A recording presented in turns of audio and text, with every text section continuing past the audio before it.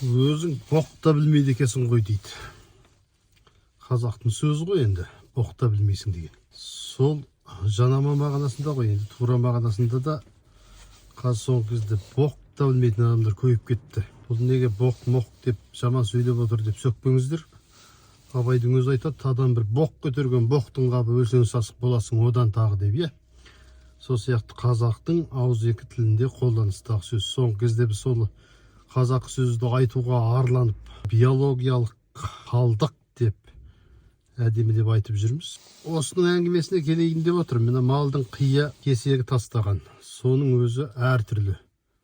Мысалы, қазақ бәрін боқ деп айтқаны болмаса, жылқыныкін құмағы деп айтады.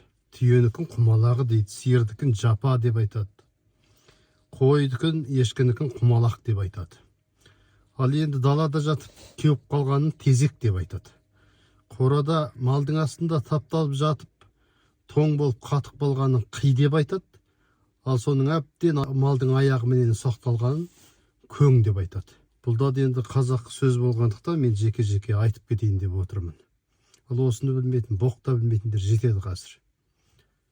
Деп бір әңгіме қозғап қояйыншы.